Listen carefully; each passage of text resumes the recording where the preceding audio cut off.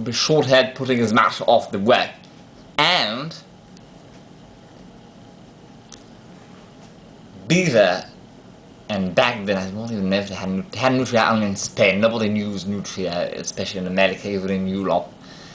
So nutria is basically a small beaver. So no one used that already, and if anything it was more expensive than beaver. And even if you used only 100% beaver, it would still have been terribly expensive, although less. But then more work would have been applied, probably even more brushing was required. So in the end the price would have been sort of equal to a Wild-Hare, and we would still not have gotten that much of a long hair, and especially would have kept spiking up again, and one would have kept having to maintain it, polish it with tallow, with whatever to use, with different techniques, and it was just more luxurious and more practical using Wild-Hare. Now I was talking about the ideal Wild-Hare one. So the ideal one, obviously, is a heavy hat. Now remember, in the late 18th and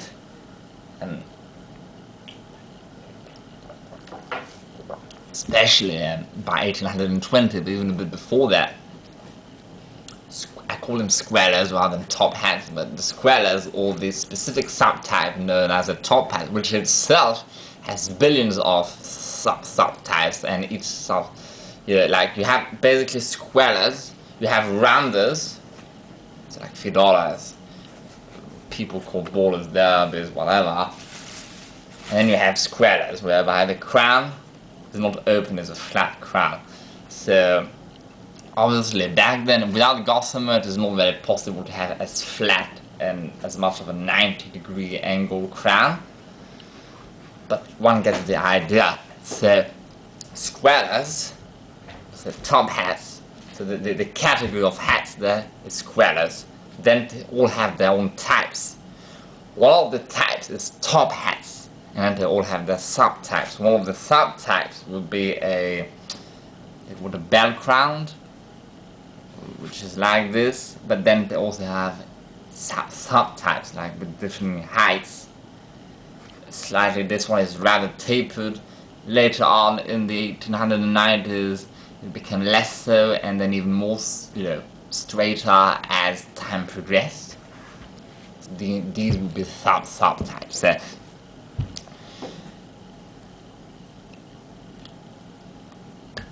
what was I saying? So all top hats were becoming higher, right? And you have to think people were very short then. So even this is for people who were really taller back then, because this is almost in the late 19th century. And it was a big person for them because this is a 54, so kind of a big head. It was probably a tall for them, or middle height tall, right? So if you think that height, which is 14 centimeters, it's relatively tall for the early 19th century. It would be a relatively tall top hat. It will look taller because most of them would be much smaller. Then usually it would be more of a 52 circumference rather than a 54.5, like that one is. So, ought to say that the very good, most expensive, super luxurious, best of the best, 100%, no, not actually 100%, 90% or 85% to 90% Wild-Hare, and 10 to 15% nutria,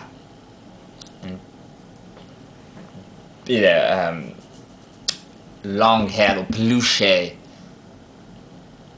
felted wool hats that were made with steam, and also used heat and ironed them and they wetted them, and they were one, like these gossamer hats, they were one piece, one hood, and so it was the exact same piece of cloth that made the brim, the top of the hat and the sides, with no cuts and sewing or anything. So very different type of making, extremely different. So, but it makes for way stronger hat. Well, that is yes and no, but no, right. So these will be much heavier than that hat, incredibly heavier than this one also. This is actually light, and this is from much later on. They had developed technologies to make felt very light. Still heavier than this, kind of the same thing, but it will be basically the weight of those luxurious Wild-Hare things will be about, I guess, the same in those two hats, if not more. So to make them lighter but also much more affordable, what they most often did, and that's when one finds the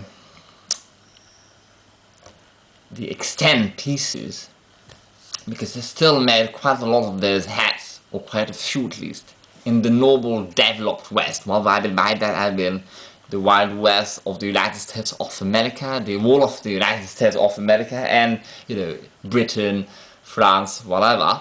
Not just very cold places or for very rich, weird people. They made them until about 1860. Yeah, that was kind of when it really died out. You could perhaps push it to 1865. There were quite a few of them, and before that it was the normal wear. These were the most popular until about 1825. It depends where in the world exactly, you know. When relatives, most of them start being these, not most hats, but most of the luxurious, highly trendy, you know, when you want to make a statement, the shiny, long-haired ones. Because some people will not polish these on purpose, so then generally it is hard to tell the difference with an unpolished silk plush top hat, especially the better ones, you know, like that one, the longer haired silk plush, which really set special quality, or at least set special quality by about 1860 onwards.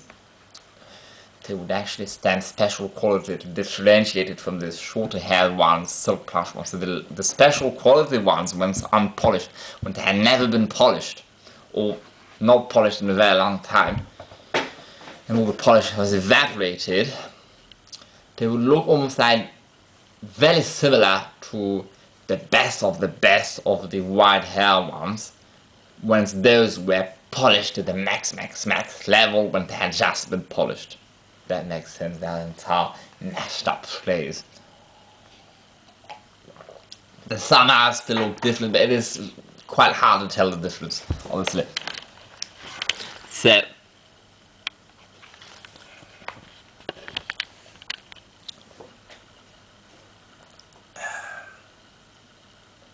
most often, to save on costs, what they would do is they would have a hat like this, right? First of all, as per my, by that time I'm not very sure, but I'm quite certain that, especially before 1840, I'm 95 to 99% certain, but even I was until about 1850, 55 for the US, and about 1858-60 for Europe, you did not have stiff felt as in this type of felt. It's not so stiff anymore because I damaged it, I over-steamed it, but you only had the stiff felt ones were like this. Well, this is very stiff anymore. Basically the same felt than your typical fedora, but more stiffened afterwards. Not a felt has been made stiff once it was being made, so it is thinner but stiffer, and it keeps its stiffness longer and does not really have to be really stiffened, except if you mess it up like here. So what they will do for most of those peluche Wild-Hare hats is they would actually use this technique. The silk plush technique was developed way back. It started being developed, I think, in the late 18th